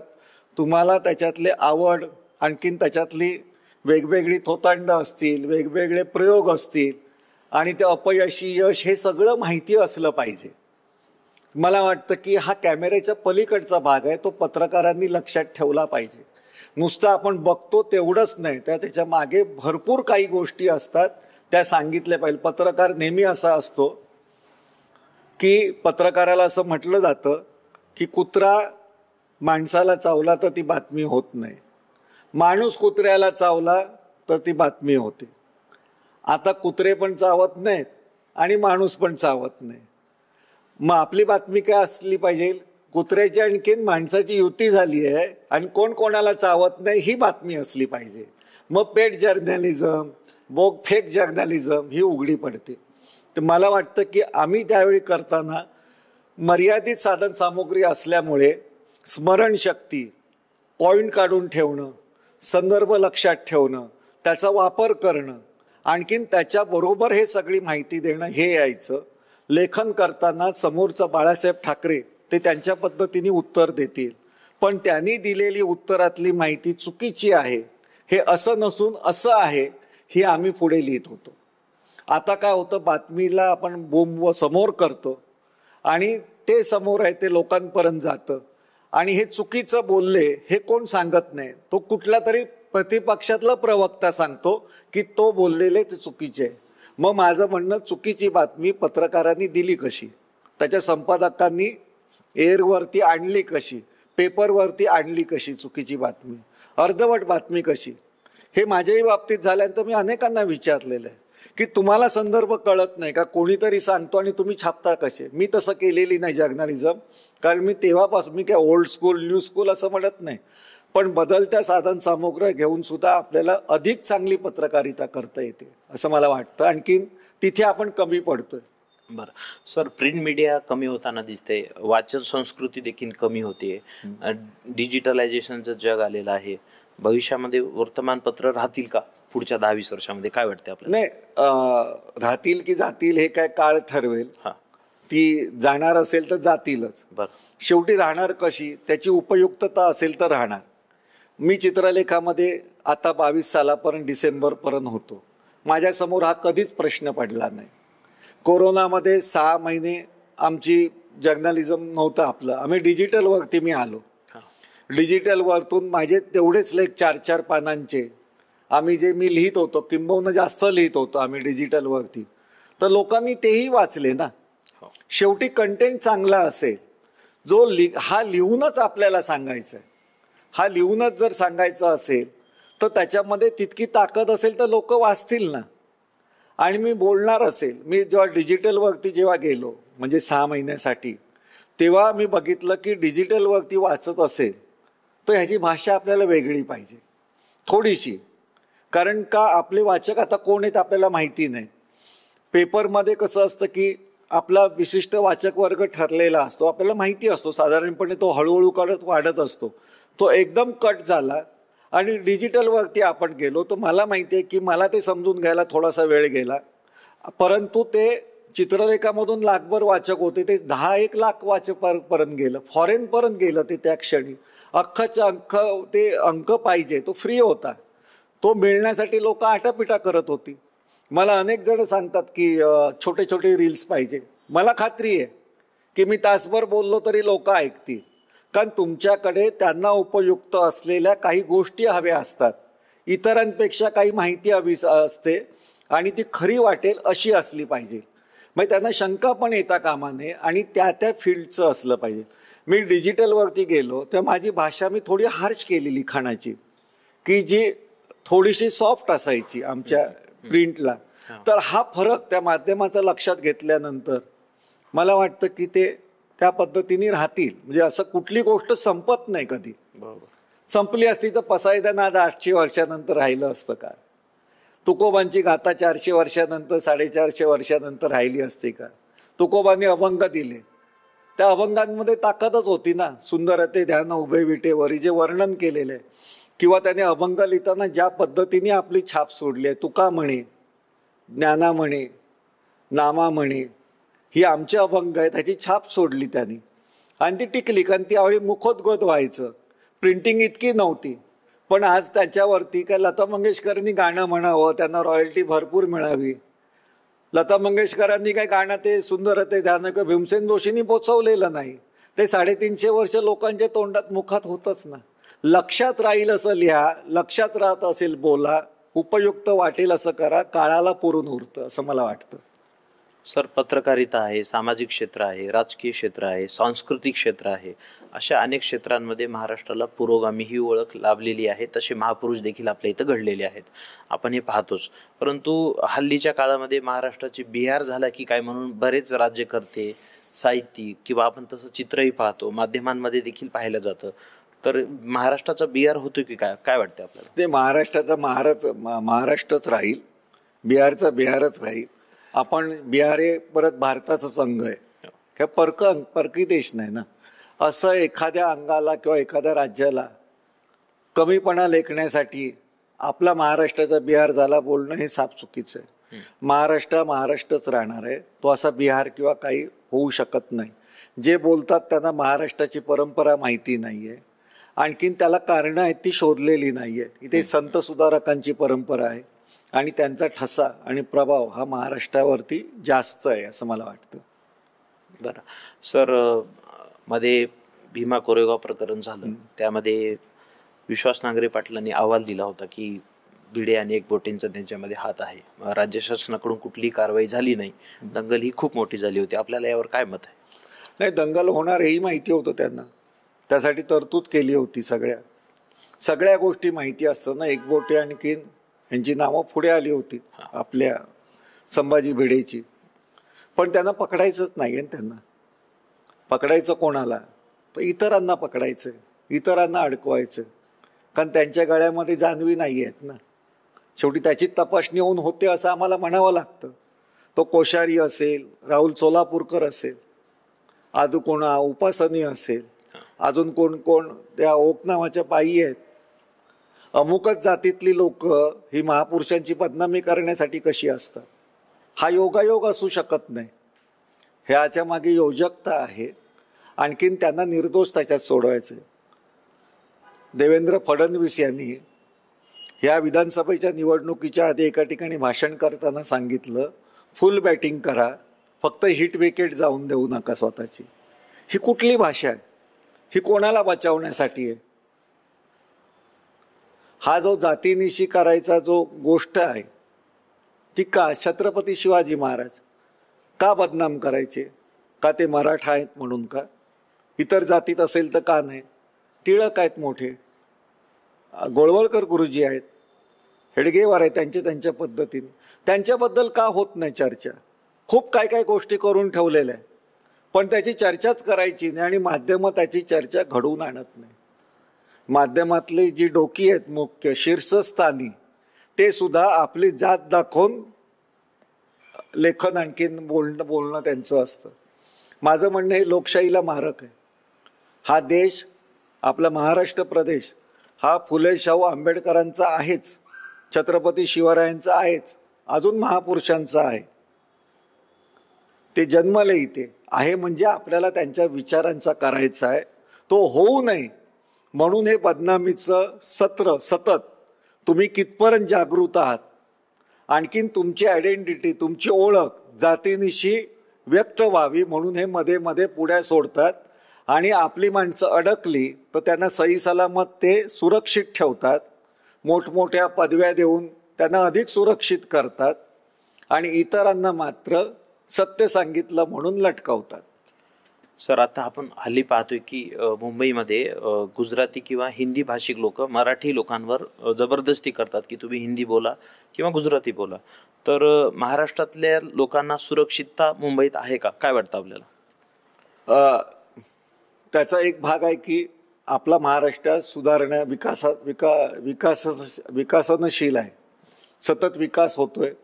आज जवळजवळ महाराष्ट्रासारखी मुंबईसारख्या सगळ्या सुविधा जे आपल्याकडचे आतापर्यंत राजकर्ते झाले, मुख्यमंत्री झाले, सत्ता आल्या इतक्या सगळ्यांच्या 60 सालापासून ते आतापर्यंत, त्याच्यामुळे प्रत्येक जिल्ह्यातलं एक तहसीलचं ठिकाण, ह्याच्यामध्ये एक प्रत्येक ठिकाणी मुंबई आहे. त्यामुळे पूर्वी महाराष्ट्रातून, मराठवाड्यातून, पश्चिम महाराष्ट्रातून, विदर्भातून मुंबईकडे मराठी माणसाचा लोंढा यायचा तो आता कमी झालेला आहे, डेव्हलपमेंट झालेली आहे. पण त्याचवेळी उत्तर भारतातून प्रचंड प्रमाणामध्ये परप्रांतीय आले. त्याच्या आधी साऊथमधनं यायचे, त्याच्या आधी गुजरात्यांनी तर आपली मुंबई म्हटलीच होती. तर त्यांचा तो द्विभाषिक राज्यामध्ये तो प्रकार झालाच होता की इतर राज्य एका भाषेची होती, पण जो मुंबई राज्य होतं ते गुजराती आणि मराठी राज्य असं एक केलेलं होतं. त्यामुळे त्यांच्या हातून मुंबई सटकलेली आहे. जोपर्यंत काँग्रेसची सत्ता होती त्याचं बॅलन्स त्यांनी केलं होतं. शिवसेनेसारखा पक्ष प्रादेशिक पक्षाला जन्माला घालून, आता कोण म्हणणार नाही, पण त्यावेळी शिवसेनेला वसंत सेना म्हणायचे, म्हणजे वसंतराव नाईकांची सेना. आणि त्यांनी अत्यंत ही मुंबई मराठी माणसाची टिकावी म्हणून त्यांनी आटोकाट प्रयत्न केला. पण गेल्या काही वर्षामध्ये ह्या युत्यांच्या राजकारणामध्ये प्रत्येक पक्षाची सत्तेसाठी नियत बदलली आणि ते आपल्या मूळ सूत्रापासून हटले आणि मग सत्तेचं गणित जमवण्यासाठी वेगवेगळ्या गोष्टी केल्या. फार काय सांगत नाही. तुम्ही आताचं विधानसभेचा निकाल लागला ज्या पद्धतीने, जे वातावरणच नव्हतं. आमचं म्हणणंच आहे EVM मध्ये घोटाळा झालेलाच आहे आणि तो दिसू नये म्हणून वेगवेगळी कारणं पुढे येत आहेत. पण त्याच्यानंतर एक व्हिडिओ प्रकाशित झाला, रिलीज झाला. त्याच्यामध्ये महाराष्ट्राचे मुख्यमंत्री जे आता आदरणीय देवेंद्र भाऊ फडणवीस आहे, त्यांना कोण जो कंबोज नावाचा मोहित कंबोज आहे उचलून धरतोय. कसलं हे उचलणं आहे, कसलं हे रेकॉर्ड आहे. आणि तो बावनकुळेंच्याकडे सांगतो, आप तो 120 बोला था ना, तो कहाँ तक अपन गया, 220 240 तक गया. असे उचलायचं कशासाठी? आपटण्यासाठीच असतं ना. मराठी माणसाला कसं आपटल्याचं मूर्तिमंत उदाहरण आहे. आम्ही का नाही म्हणायचं शेटजी आणि भटजीची युती करून मुंबईत मराठी माणसाला अस्वस्थ केलं जातं, त्याचं जिणं हराम केलं जातं. ही वस्तुस्थितीच आहे. शाहीर साबळे जे होते, ज्यांचं महाराष्ट्र गीत आपल्या सरकारने राज्यगीत म्हणून स्वीकारलं, जय जय महाराष्ट्र माझा, तो माणूस वयाच्या 80व्या वर्षी म्हणतो. 2000 सालामध्ये त्यांनी सांगितलंय, त्याचं लेखनातलं शेवटचं गाणं आहे, जो 1940 सालापासून लिहिणारे शाहीर साबळे. तर ते 2000 मध्ये लिहितात, मराठीचा मळवट भरला राहिली टिकली, आम्ही आमच्या हातानं मुंबई सारी विकली. हे कोणी विकली? आम्हीच दलाल झालो का? हे सगळं त्या गाण्यामध्ये आहे. हे सत्य भयानक आहे आणि आपण ते लक्षात घेतलं पाहिजे. पण त्याचवेळी त्या गाण्यामध्ये त्यांनी जो शेवटचा संदेश दिलेला आहे तो खूप महत्त्वाचा आहे. संपूर्ण महाराष्ट्रासाठी जो झटतो, मुंबई जर टिकवायची असेल तर संपूर्ण महाराष्ट्र एकसंध ठेवून त्याच्यासाठी झटलं पाहिजे. संपूर्ण महाराष्ट्रासाठी जो झटतो, मातेच्या गळसरी कोंदणी नटतो, बुजधील शंड जो असेल मागे हटतो, आता पुन्हा करा घोषणा, ही मुंबई सारी अपुली, हे मराठी राजा काळजा परिस तू जपली. ती आपल्याला जपवण्यासाठी हा सगळा महाराष्ट्र पहिल्यांदा आपला मानला पाहिजे. महाराष्ट्रासाठी जेव्हा काम कराल तेव्हा मुंबई जी देशाची आर्थिक राजधानी आहे ती मराठी माणसाच्या ताब्यात राहील. आज ती परिस्थिती नाही, ही वस्तुस्थिती आहे. कारण पूर्वी कसं होतं की आम्ही परप्रांतीयाच्या गोष्टी करताना विशिष्ट प्रांताची गोष्ट करायचो. आज असं आहे, ह्या भाजपच्या आणि RSSच्या सत्ता केंद्रीय राजकारणामध्ये त्यांनी मराठींना एकत्र पाडून त्याच्यातल्या दलाल त्याच्यातले निर्माण करून अमराठी जितके आहेत, मग उत्तर भारतीय असेल, गुजराती असेल, साऊथ इंडियन असेल, बंगाली असेल, कर्नाटकी असेल, ह्यांची एक मोठ बांधून त्यांना 70% करून मराठी माणसाला 30% वेगळं पाडलेलं आहे. पूर्वी आता सगळे परप्रांतीय एकत्र करण्याचं काम हे करत आहेत. पण मला माहिती आहे की ज्यांचं मुंबईवरती प्रेम आहे ती लोक हे कट कारस्थानं उद्ध्वस्त करू शकतात. त्यासाठी बुद्धीच दाखवली पाहिजे, त्यासाठी छत्रपतींची शिवनीतीच वापरली पाहिजे, महात्मा फुलेंचा सत्यशोधक बाणा दाखवला पाहिजे आणि बाबासाहेब आंबेडकरांनी दिलेला संविधानाचा अधिकार आपण जागरूकतेने वापरला पाहिजे. ते झालं तर आपण बदलू शकतो. अजून तपशिलात सांगण्यासारखं खूप आहे, पण आताची जी पिढी आहे ती या धर्मवादाच्या नावाखाली, धर्म तो नाही आहे, धर्म हे तत्त्वज्ञानाशी संबंधित आहे. तुम्ही नियत कशी ठेवून वागतात, तुम्ही तुमच्या धर्माशी प्रामाणिक आहात की नाही, वे तुमच्या स्वतःच्या कर्तृत्वाशी प्रामाणिक आहेत की नाही, ह्याच्याशी लक्षात घेऊन काम केलं पाहिजे. ते काम होत नाही. केवळ एक धर्म, त्याच्यात शत्रू धर्म, दुसरा जर चुकीचं वागत असेल. ह्या देशामध्ये हिंदू हे बहुसंख्याक आहेत. महाराष्ट्रामध्ये मराठा समाज हा बहुसंख्याक आहे. बहुसंख्याकांची एक जबाबदारी असते खूप मोठी. अल्पसंख्याकाचा अतिरेकीपणा हा बहुसंख्याकांना कायद्याच्या जोरावर, कायद्याचा आग्रह धरून, संविधानाचा आग्रह धरून चेपता येऊ शकतो. पण बहुसंख्यक जर धर्मीय, जातीय जर अतिरेकीपणा करायला लागले तर अराजकतेशिवाय दुसरं काही होणार नाही, लोकशाहीचा नाश होईल. त्यामुळे आपली जबाबदारी ओळखून बहुसंख्य समाजाने वागलं पाहिजे. मुसलमान खतरे मेला, हिंदू खतरे में उत्तर असू शकत नाही. हिंदू कसा खतरे में येऊ शकतो? कुठला खतरा? कोण खतरा निर्माण करतो? आपला अतिरेकीपणाच खतरा निर्माण करू शकतो. कारण असा कोण बोलू शकतो ज्याचा संविधानावरती विश्वास नाही? संविधानामध्ये सगळं लिहिलेलं आहे, सगळे अधिकार आहेत, सगळ्या गोष्टी आहेत, शेवटी वापरलं तेच जातं. तर मला असं वाटतं की आम्ही आमचे अधिकार ठेवून वापरलो. मुंबईमधले किंवा अजून जिथे मुंबई काय, पुणे काय, आज अवस्था सगळी नांदेडमध्ये काय, तुमच्या विदर्भामधलं कुठलंही शहर घ्या तर तिथे तुम्हाला शेठजी, भटजी आणि लाडजीची युती झालेली दिसेल. तिथे धर्म बिर्म काही येत नाही. एकाने गुंगी द्यायची आणि दुसऱ्यांनी कापाकापी करायची, खिसे कापायचे, अजून काय करायचं. आणखीन सत्ता, आर्थिक सत्ता, राजकीय सत्ता आपल्या ताब्यात ठेवायची. असं देशभर का राजकारण सुरू आहे. ते महाराष्ट्राला आणि मुंबईला अपवाद नाही आहे. सर, आपण साहित्यामध्ये काम करतात, नाटक देखील आपण लिहितात आणि ते देखील करतात. शिवाय आपण एवढे चांगले लेखक आहात, 35-40 वर्ष झालं आपण महाराष्ट्राकडे पाहतात. तर महाराष्ट्राची कृषी, सांस्कृतिक, सामाजिक जबाबदारी ही राज्य शासनानेच पार पाडणं गरजेचं आहे. तर आपल्या दृष्टीमधले असे कोणते मुख्यमंत्री होऊन गेलेत की ज्यांना आपण वेटेज द्याल की बाबा यांच्यामुळे महाराष्ट्राचा सामाजिक सांस्कृतिक विकास झाला असं आपल्याला सांगता येईल? नक्की. म्हणजे तुम्हाला यशवंतराव चव्हाणांपासून ते आता फडणवीसांपर्यंत मोठी एक काय म्हणतात परंपरा आपल्याकडे आहे. पण ज्यांचं आता शरद पवार आहे, त्यांनी जे काम केलं त्यांच्याकडनं ते अपेक्षितच होतं ना. कारण त्यांची व्हिजनच तितकी होती, यशवंतरावांची व्हिजन तितकी होती, शंकरराव चव्हाणांचा दरारा तितका होता, मनोहर जोशींचं पण एक त्यांची एक शिस्तप्रियता होती, मग देवेंद्र फडणवीस आता आहेत, त्यांची पण एक स्वतःची एक इमेज आहेच चांगली. पण शेवटी आपण ओव्हरऑल करतो की जो माणूस आपल्याला हवासा वाटतो आणि तो माणूस अत्यंत प्रतिकूल परिस्थितीमध्ये काम करतो.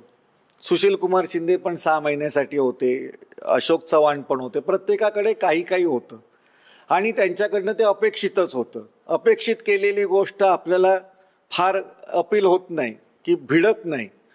पण ज्या पद्धतीमध्ये हरले होते 95च्या निवडणुकीमध्ये सुशील कुमार विलासराव देशमुख आणि 99च्या निवडणुकीमध्ये म्हणजे त्यांना जवळजवळ पक्षातनं काढून पण टाकलं होतं काँग्रेस पक्षातून, ते विधान परिषदेला उभे राहिले होते म्हणून.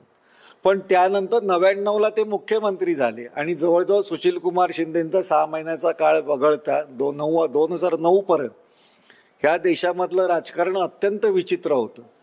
म्हणजे तिथे वाजपेयींचं सरकार असताना ते इथे युतीचं सरकार चालवत होते.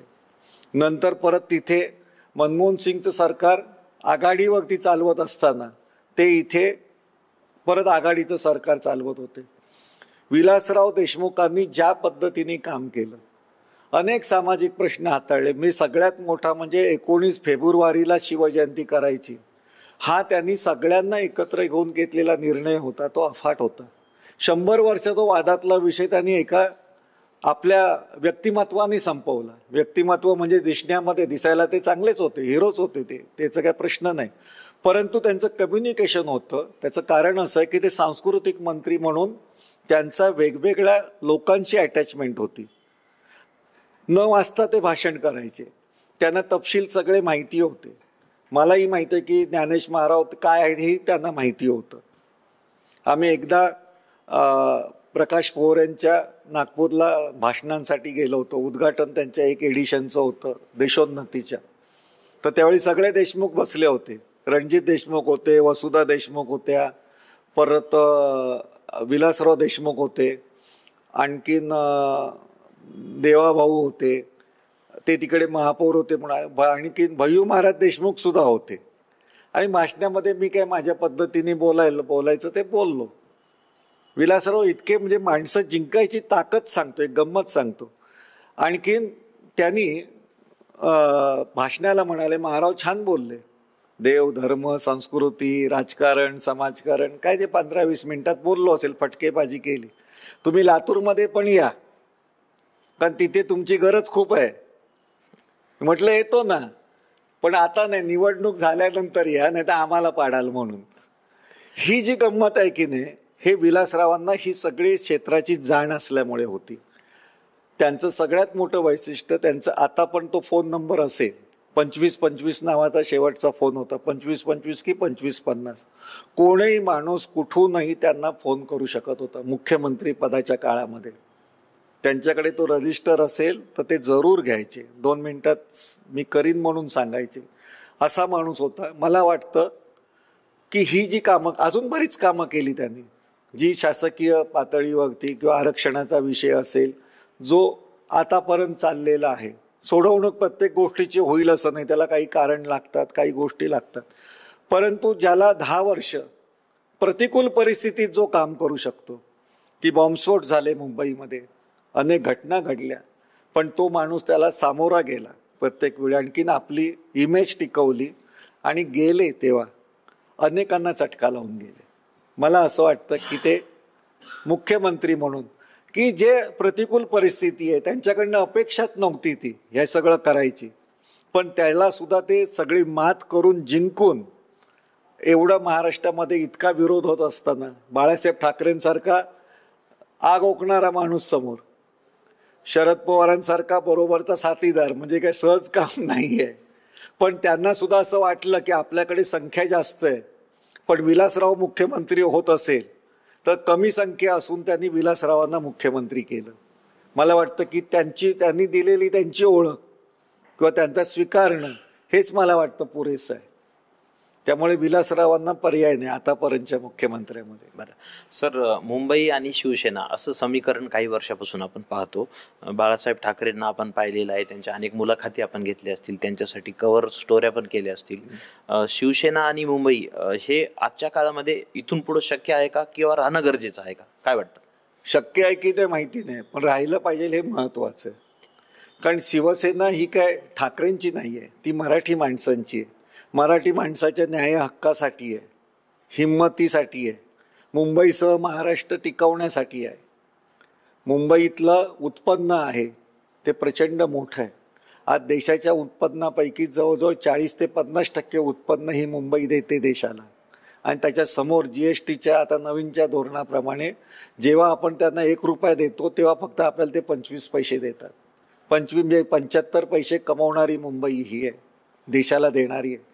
पण ती मराठी माणसाची राहिली पाहिजे, ती असलीच पाहिजे.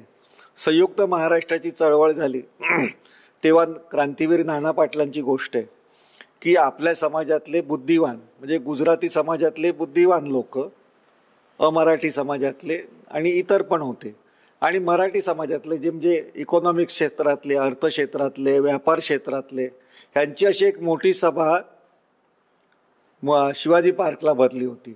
आणि त्याचे अध्यक्ष होते ते श्रीपाद अमृत डांगे होते. कारण डांगे हे जे कम्युनिस्ट पुढारी असले तरी ते मुळात उत्तम अर्थतज्ज्ञ होते. कामगार विषयक तर त्यांच्या संघटना कार्य होती, पण मुळात ते उत्तम अर्थतज्ज्ञ होते. ते अध्यक्ष होते. दोन्ही बाजूंनी खूप वेळ अशी 4-5 तास मीटिंग चालली होती.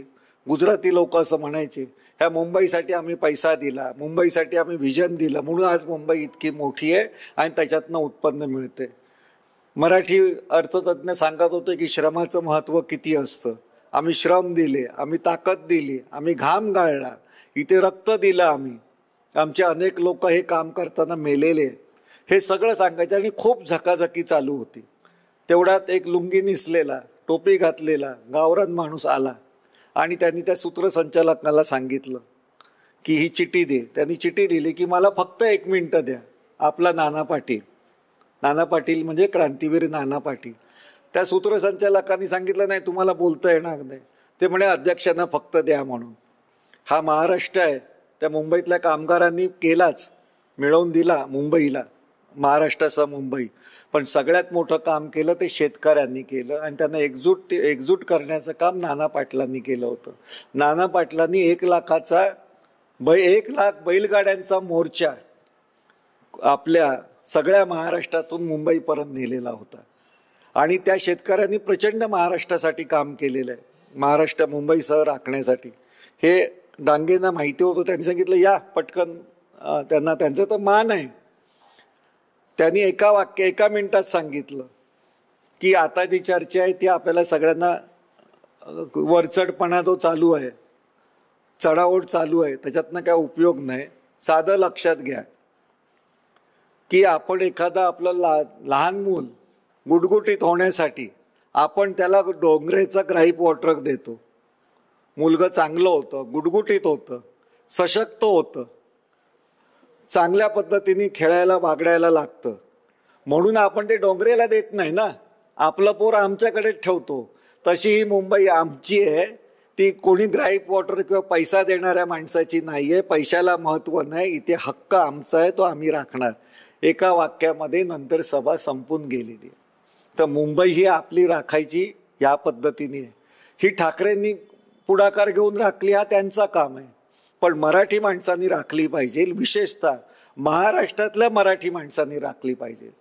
कोण मोहित कंबोज, कुठून येतो, तो 10 वर्षापूर्वी कुठे होता, तो येऊन जर ह्या देशात महाराष्ट्रातलं राजकारण करत असेल. जो कृपाशंकर, तो इथे लोडर म्हणून सँडोजमध्ये का कुठल्या कंपनीमध्ये, फार्मास्युटिकल्स कंपनीमध्ये कामाला होता, तो आमदार बनतो. कारण त्या एरियातले लोक उत्तर भारतीय लोक असतात. तो महाराष्ट्रातला गृहमंत्री बनतो. करप्शन होतं, 400 कोटीचा घोटाळा होतो, सस्पेंड होता, परत भाजपमध्ये जातो आणि उत्तर प्रदेशातनं निवडून सुद्धा येतो. असं कसं असू शकेल? ह्या सगळ्याचा विचार आपण केला पाहिजे. कोणी कुठेही जावं, ह्या देशातला कायदा सांगतो की कुठल्या राज्यात कोणी जावं, तो कायदाच आहे. पण तुमच्या राजकारणात लुडबुड का करतात? आपले मराठी माणसात दिल्लीमध्ये सुद्धा जवळजवळ, दिल्लीमध्ये 10 लाखापेक्षा मराठी माणसं जास्त आहे, 10 लाखापेक्षा. पण तिथे कुठे त्यांचा आमदार झालेला आपण बघितला का? आम्ही तिकडच्या राजकारणात लुडबुड करत नाही ना. तंजावर आहे, अजून कुठलं आहे, त्याच्यातली एकरूप होऊन काम करतात. मग मध्य प्रदेशात असेल, गुजरातमध्ये सुद्धा असेल, अनेक लोक आहेत ना. आणि ते आपल्या समाजासाठी नाही करत. जिथे जातात मराठी माणसं तिथे सर्वांसाठी काम करतात. तिथे कुठे आपला कंपू करून त्याची मंडळं बनवून उद्योग नाही करत. सांस्कृतिकपर्यंतच त्यांचं असतं, सामाजिक कार्यापर्यंतच असतं. राजकारणात मराठी माणसं पडत नाही. पण इथे मराठी माणसं अमराठी तशा पद्धतीने पडतात, विशेषतः गुजराती. हे आता लक्षात आलं, कारण त्यांच्या हातातून मुंबई गेलेली होती. मग अशी गेलेली असेल तर कशी मिळवायची आहे त्यांना माहिती आहे ना, तशी ते मिळवतात. पण असं मिळवलेलं फारसं टिकत नाही. तर मला असं वाटतं की पुढच्या काळामध्ये मराठी माणूस स्वतः पुढाकार घेऊन ही शिवसेना अत्यंत ताकदीने, हिमतीने चालवेल. आणि त्याच्यासाठी बाळासाहेबांचं नाव घेतलंच पाहिजे, कारण त्यांनीच तर हे निर्माण केलेलं आहे, त्यांनीच हा विचार टिकवलेला आहे. तो टिकवण्यासाठी फक्त समाजातल्या वेगवेगळ्या क्षेत्रांमध्ये गेलं पाहिजे.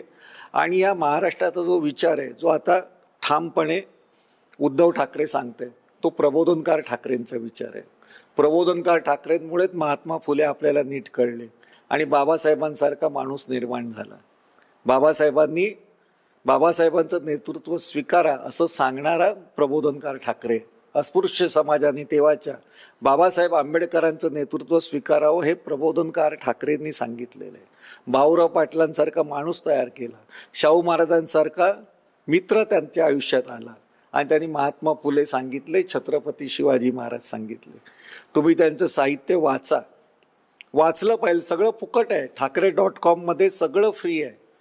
ते वाचल्यानंतर लक्षात येईल की प्रबोधनकार ठाकरेंनी ह्या शिवसेनेचं नामकरण केलेलं आहे. की दरम्यानच्या विचारामध्ये काय झालं असेल ते झालं असेल, पण शेवटी आपल्याला जगायचं आहे ना. मराठी म्हणून जगायचं आहे, हिंदुस्थानी म्हणून जगायचं आहे, ह्या भारताचा देशाचा नागरिक म्हणून जगायचं आहे आणि स्वाभिमानाने जगायचं आहे. कोणाच्या तरी सुडाचा बदला घेऊन आपल्याला गुलामीचं जीवन जगायचं नाही. आज जे परिस्थिती चालू आहे, जसं महापुरुषांच्या बदनामीमध्ये एक विशिष्ट जातच असते, ओक फडके उपासनी विपासनी सोलापूरकरच कसे असतात, तसे मराठी माणसाची हेटाळणी करण्यामध्ये गुजराती समाजाचं आहे. ते आपण नाकारायचं कशाला ना. आहे ते आहे, जे समोर आलेलं चित्र जे आहे ते दिसतंय, ते आपल्याला मांडता आलं पाहिजे आणि मराठी माणसांनी ते समजून घेतलं पाहिजे आणि पूर्ण महाराष्ट्रातल्या मराठी माणसांनी समजून घेतलं पाहिजे ते.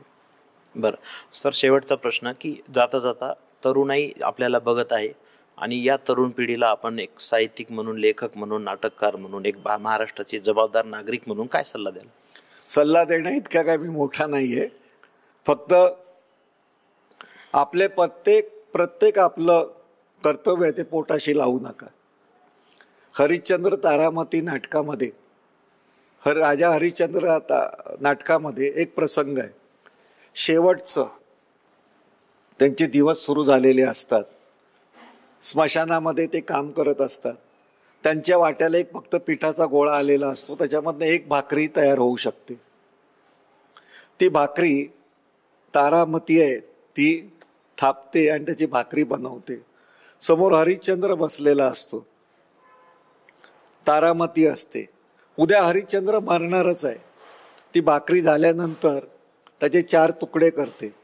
एक तुकडा हरिश्चंद्राला ठेवते, एक तुकडा आपल्याला ठेवते, एक तुकडा रोहिदास म्हणजे त्यांचा मुलगा असतो त्याला ठेवते, एक तुकडा राहतो चतकोर. तिच्या मनात येतं की उद्या मरणाऱ्या आपल्या नवऱ्याला भाकरीचा तुकडा द्यावा की आपल्यापेक्षा एक जास्त दिवस जगण्याला रोहिदासला तुकडा द्यावा. ती भाकरीचा तुकडा घेते आणि त्या हरिश्चंद्राकडे त्याच्या भाकरीच्या चतकोरावरती ठेवायला लागते. तो म्हणतो मला नको, तुला घे.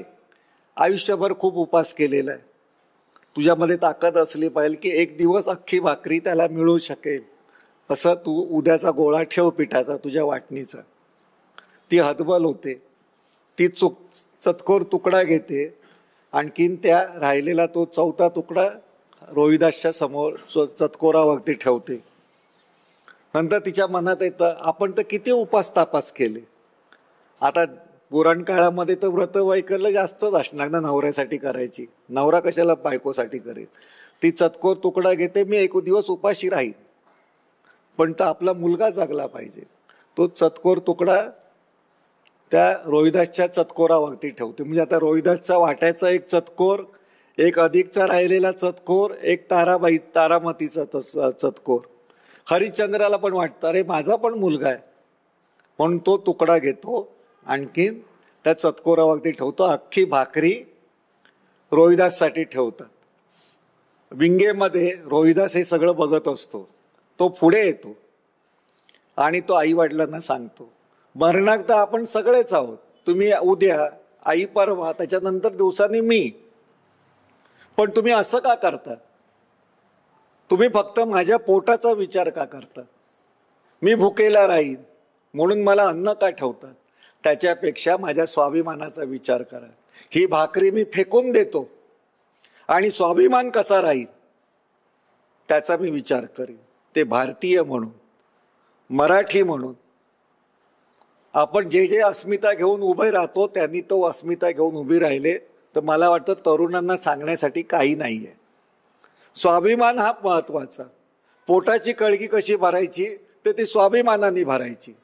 आपली अस्मिता कशी दाखवायची तर ती स्वाभिमानाने दाखवायची. हे जेव्हा आपल्या लक्षात येते तेव्हा मला वाटतं आपण नीट वागू. माझं एवढंच म्हणणं आहे, जर सांगण्यासारखं जर तरुणांना असेल आणि सगळ्या समाजाला. 1500 रुपये देतात म्हणून आपण लाडक्या बहिणींची आता थट्टा होते. शेतकरी असतो, 6000 रुपयांनी त्याचं काय होणार आहे? शेताला जर हमी भाव जर मिळाला पिकाला तर तो तुम्हाला देईल पैसे. तो मिळत नाही उत्पन्न इतका हमीभाव ठरवत नाही. अनेक गोष्टी आहेत. नोकऱ्या जर असल्या, उपलब्ध नोकऱ्या असल्या तर ते मिळेल.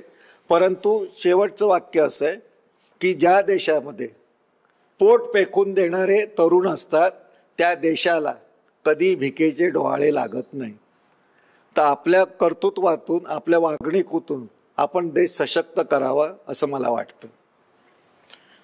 खरं सर, थक्क करणारा आपला प्रवास आहे.